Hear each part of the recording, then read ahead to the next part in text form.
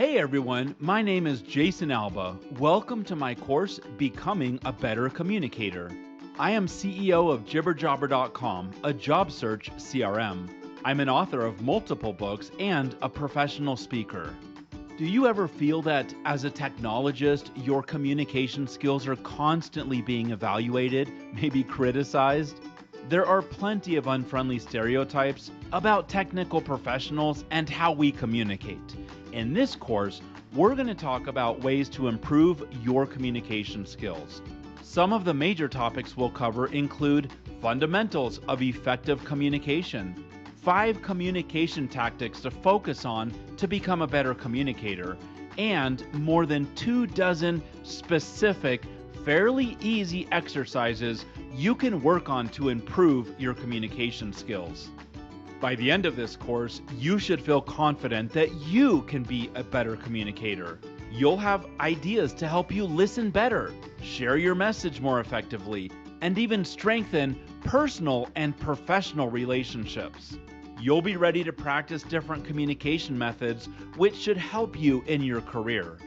From here, you should feel comfortable diving into becoming a better communicator with courses on becoming a better listener, understanding your audience, and becoming a better presenter.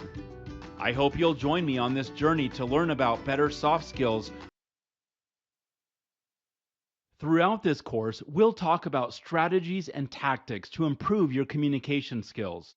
If you ask people what soft skills are most important, you'll likely consistently hear communication as one of the top soft skills, especially for anyone working in and around technology. Communication is such a broad topic. There are dozens of courses in Pluralsight that pick one aspect of communication and spend an hour or two just on that topic. I'm sure I'll recommend some of those courses as I go throughout this course. Which are most important for you? It's hard for me to say because your journey to become a better communicator will be unique to you and your opportunities. That said, have fun and go where it's best for you to go. If you should focus on presenting to groups, focus on that. If you need to improve your listening skills, focus on that. The fun thing about improving communication skills is that there are so many areas you could choose from. Choose to focus on what will make the biggest impact on your life, your relationships, and your career. Let's start with some foundations of effective communication.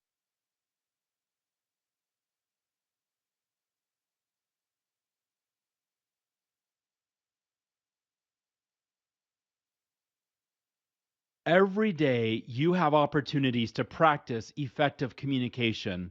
A question you should be able to answer with every communication opportunity is, why are you communicating?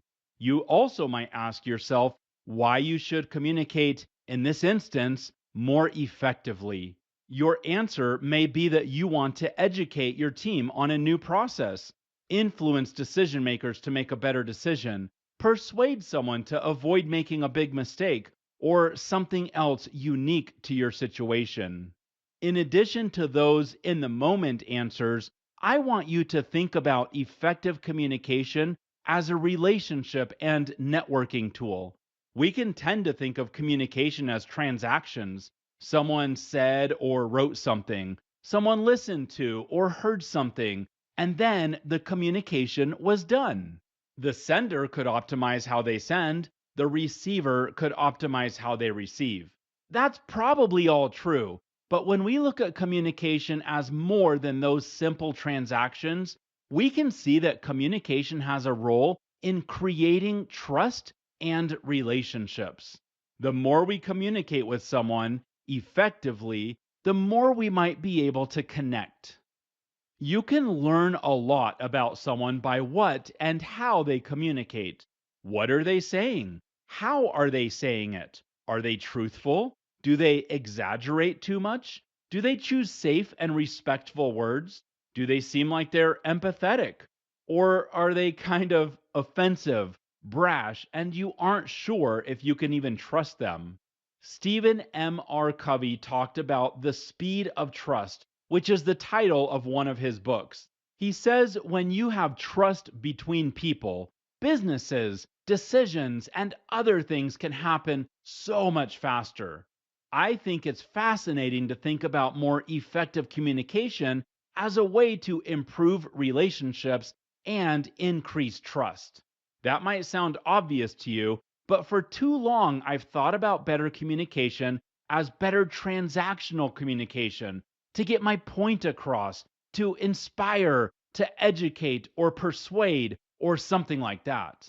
When I step back and look at the bigger picture, I can see how good communication or bad communication has impacted my personal and professional relationships throughout my life. So now our reason to become more effective communicators is not just that one off transaction, which is important, but also for long term professional relationships and all of the impacts that could have on our careers.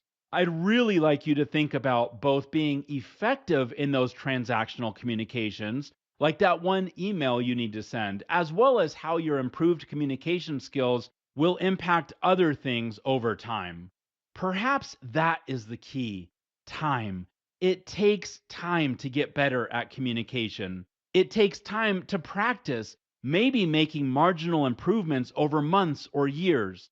As you know, marginal improvements over months and years add up. Also, time can somehow erase or forgive some of the mistakes we've had in our communication. Maybe you did something bad or embarrassing 5 or 10 years ago. It's likely you don't work with any of those people anymore, and so you kind of get a fresh slate. I encourage you to think about those mistakes, whether big or small, as learning experiences, and look at what you have learned and hopefully how far you've come. I know I've made plenty of mistakes, or maybe I should say, I've had a lot of improvement in my communication over the years.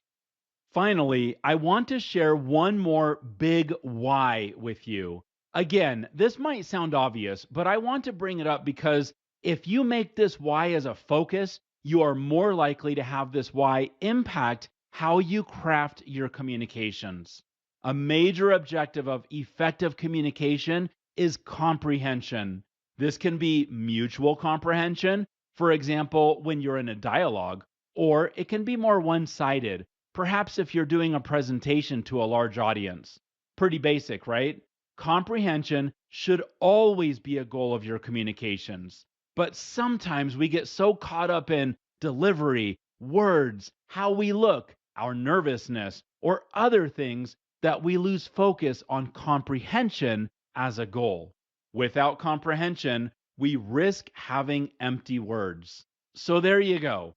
Three whys to consider: the transactional, in the moment why, which might be to educate or persuade or whatever; the relationship and career motives, which is the impact good communication over time could have; and communication for comprehension.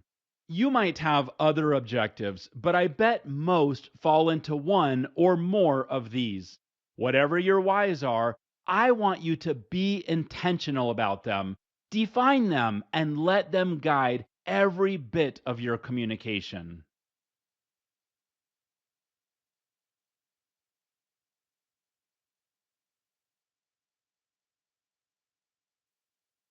Years ago, before I got into a tech career, I worked at an entry level position at a massive federal agency. I usually worked during the day, but sometimes I'd get a swing shift, which meant I had to walk around the building checking to see if the doors were locked. I did this and some other security functions. One night, I found a door was locked, but it wasn't latching. If you just tried the doorknob, you would think it was locked, but if you pushed on the door, it would swing wide open. This was clearly a security issue.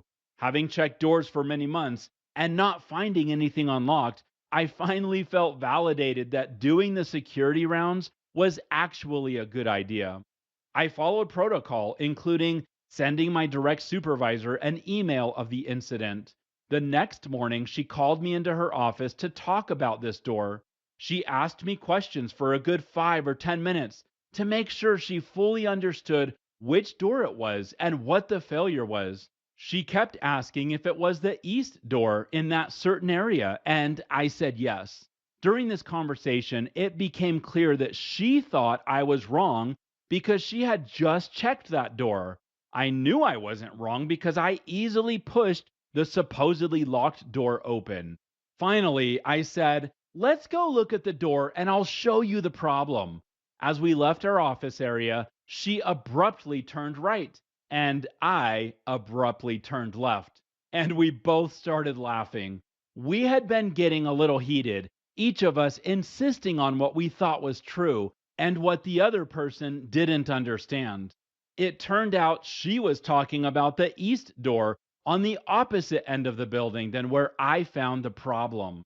I'm pretty good with directions and knowing which way is north and all that, but I was fairly new to the area and my east west was, I learned, backwards. I was especially mixed up in that building without any landmarks I could use for reference. This is a great example of communication without comprehension. I'm sure I could sit down and easily list a dozen examples where there was communication without comprehension. I bet you could too. My boss was trying to ask questions to really understand which door I was talking about, but the way we finally resolved our miscommunication was to go to the door. I've had similar experiences with my software when users send messages asking how to do a certain thing or reporting a bug or whatever. If they send me a few sentences, I might get what they're talking about, but sometimes we just need to get on a webinar, share the screen, and see exactly where they are and how they're arriving at their problem. I used to do support like this through multiple emails, but I got to a point where switching to a webinar helped avoid miscommunication. Words are great. Sometimes we need audio to understand sentiment and intensity, or we need visuals so we can tell the difference between, for example, talking about this bear compared to talking about this bear. Sometimes we need people to touch something, go somewhere, or observe a user sitting at a keyboard going through a process. Understanding your why should influence how you communicate with your audience.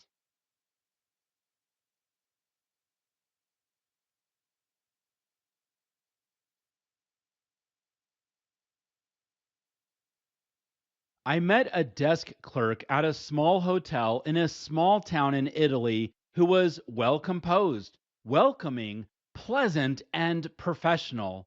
I saw her each afternoon and evening as we came and went. I would regularly ask her for recommendations on things to do and places to eat, as well as questions about the language and culture. After a few conversations that I thought went really well, I realized her answers to my questions were off, sometimes way off. It seemed like we were talking about completely different things. And we were. She presented herself in such a way that I was sure we were understanding one another, even though there were a few times we both looked like we were unsure we were being understood. At one point in my stay, I said something in Spanish, hoping it was close enough to Italian for her to understand, and she enthusiastically asked, "Oh, you speak Spanish?" Turns out she did too. And so the rest of my stay, we communicated in Spanish and were able to fully understand one another. It made me wonder if what we talked about in English for the first 2 days was nothing but misunderstandings. I'm sure that some, maybe most of what we talked about was not fully understood. Switching to a shared language was awesome. We communicated quicker and with less confusion. This goes back to the idea of communicating for comprehension. When you focus on who you are communicating with, you can focus on helping them understand your message and making sure you understand their message. Understanding a message comes when all parties know what your message is. Sometimes you have a clear idea and you can articulate it well. Other times you might need to say, Let's just talk this through. I'm not sure exactly what I want to say or how to say it, so this might sound like I'm rambling a bit. That disclaimer is an excellent way to preemptively diffuse what could have been a bad misunderstanding. While the desk clerk and I weren't using jargon, talking in a language that we both didn't understand well was about the same as a highly technical person using tech jargon and acronyms with someone who has no idea what they're talking about. Or a business person using their jargon and having a techie who is highly proficient in their own area not understand what they're talking about. Years ago, I blogged almost every day on my company blog. I had a lot of comments and interaction on my blog. I went to dinner with a buddy who was way smarter than I was, who also had a blog. His blog was sophisticated and very thought provoking. I envied his ability to think about such deep things. All the while, I was writing about what I consider to be simple things. We started talking about our blogs, and he said something like, Jason, I don't get it. I write stuff that is better than yours and do it at a higher reading level. You write stuff that is at a third grade reading level, which is to say, a reading level for 9-year-olds, and you get way more readers and comments. Of course, he got it, and I got it.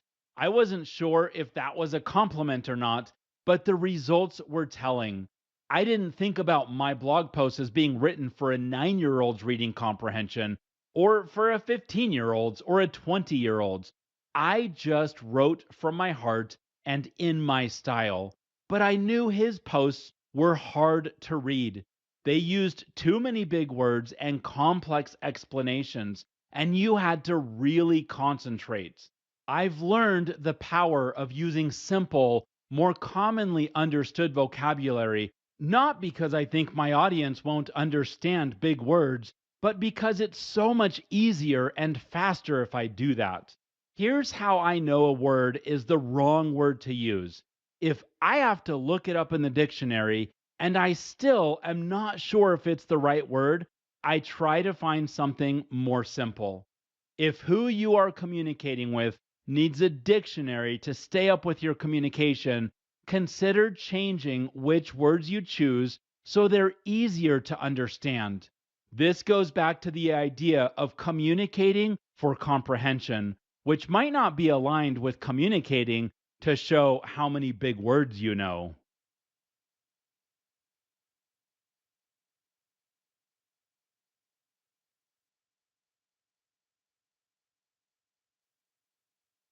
I have a friend who I love to spend time with.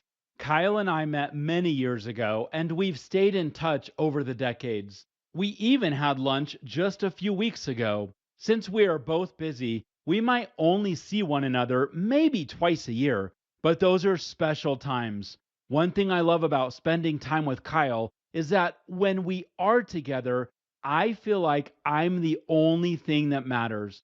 I feel heard, understood, important, valued, all of those great things humans tend to crave. Contrast this to those uncomfortable networking events where you chat with someone who continually looks over your shoulder or look around the room as if they're looking for someone. You don't feel important at all. It seems they are half listening, if that, and they're looking for someone more important to talk to. Making someone feel special, heard, seen, understood, and valued is a real gift. Not everyone does it, maybe because we are just too distracted. We're thinking about a problem we have to address that may or may not have anything to do with the conversation. Or we're thinking about a challenge at home or work or our next vacation or a multitude of things. I'm adamant that listening is a powerful communication skill, but this goes beyond listening. This is really caring about someone. In How to Win Friends and Influence People, a classic book I highly recommend, the author says to ask people about themselves and then to listen, genuinely listen, and care about what they're saying. Even back when that book was written in 1936, there were serious communication problems. The idea of actually caring about what others had to say wasn't new back then, and it's not new information for you today. The question is, are you good at it? If you aren't, I have good news for you. We are simply talking about communication skills. You can learn skills, practice them, and get better at them. I want you to practice being interested in people, who they are, and what they have to say, to the point where you make them feel special. This can take months, years to get better at, but I think it can pay off in dividends. My friend Kyle is present. He isn't distracted by his phone. There's nothing more important than our conversation when we're together. I know he's interested in me because he asks about me, my family, work, life, and he listens enthusiastically. He asks about things we've talked about in the past. His attention and caring makes a difference in our relationship. If Kyle called me, I'd pick up his call almost every time. If he asked for a favor, I'd do whatever I could for him. He has earned that trust and respect. This is the power of building relationships of trust through communication. Can you imagine how things would go with job searches, promotions, building teams, pitching ideas, raising money, and anything else you need help with if you build this type of trust and respect with your peers and colleagues? If you're taking notes and want to sum this up, maybe you write down be present. But if you write that down, make a note that this goes way beyond just being present to really caring and helping the other person you're communicating with feel like they are important.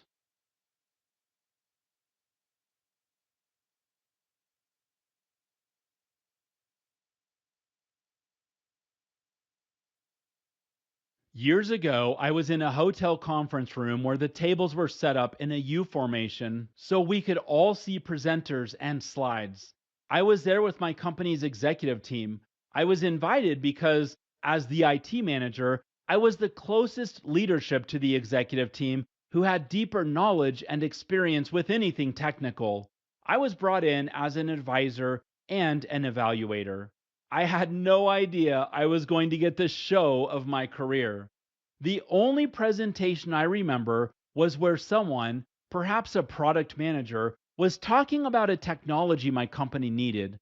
We had been told for some time that it was going to be ready by this meeting and that we'd all be impressed by what they were going to show us. As we asked questions about their product, it became clear their product was still in the prototype stage and they didn't know when it would be delivered. I watched my executive committee show frustration and get louder about their unmet promises when a vice president from the vendor's company, someone above the product manager, got up and quickly took over the presentation. He went into crisis management mode and he wanted to regain control of the room. He enthusiastically talked about how the delays were okay, they were needed to get a better product, and that we were going to have something better than we could imagine. He then did something that we would laugh about for years. He drew, with a pen, a very rough interface of their pending web product. He walked around the tables showing each of us how great the web product was going to be. If that wasn't bad enough, when someone asked him how soon this would be completed and ready for us, he insisted it was almost done and it would be delivered at the speed of light. The image of this VP showing each of us a poorly hand drawn website and telling us it would be delivered so fast at the speed of light. Well, that was it. He was allowed to finish the presentation he took over and then left the room with his team so our executive committee could talk. There was a lot of laughing. We saw an extremely low-tech presentation of what was supposed to be a high-tech product while hearing high-tech words like Speed of light. There is so much to unpack here. I learned that when someone in a higher position takes over a presentation from the presenter, they remove respect from their underling, which can easily diminish respect for themselves. I learned when you try to bluff your way through a presentation or an argument, your audience might see right through your bluff. If you lie, are deceitful, or even perhaps innocently wrong, you can discredit yourself, your team, who you represent, your product or project. You can discredit everything. The speed of light phrase was used for years in my organization when we joked about projects that were unlikely to ever go live or leaders who were bluffing. It was one of the most memorable jokes we shared in that organization, much to the chagrin of the vendor's VP, who we, of course, did not go with. Originally, I wrote this down as an example of not understanding your audience. You don't go into a room with seasoned, hardened executives and try to bluff your way through. Seasoned executives can usually see through weak, ill prepared presentations. Maybe the bigger lesson, which can help if you find yourself in an uncomfortable situation like this, is that the product manager or the VP should have apologized, said they'd need a few more days to determine the most accurate plan moving forward, maybe said they would somehow make the pains worth it, like, for example, a discount or added services, and then end the presentation. There's immense power in saying the words, I don't know. When you can admit you don't know something, but will make every effort to get the right answer as soon as you can build back credibility that may be lost for not being as prepared as your audience thinks you should be. I've seen instances where saying, I don't know, gives more credibility to someone because people appreciate someone being honest rather than making something up.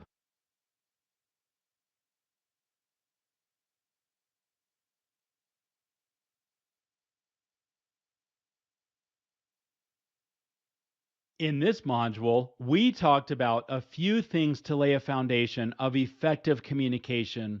We talked about three important whys of becoming a better communicator, which are improving for transactional communication, improving for better relationships, and improving for real comprehension. I shared an example of reporting a door closing issue with my boss and how we were adamant about what we were saying, but there was no comprehension. I talked about the fantastic hotel desk clerk and how we weren't really speaking the same language, even though I thought we were. This was to exemplify jargon and word choice and doing what we can so others can understand.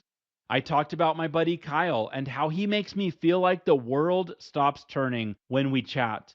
I shared this to exemplify how effective communication can improve personal and professional relationships.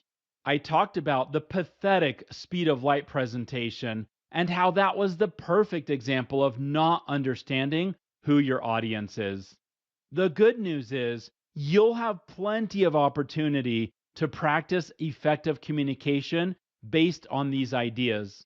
My invitation is that you become more intentional about how you do this, which brings us to our next module. Let's go.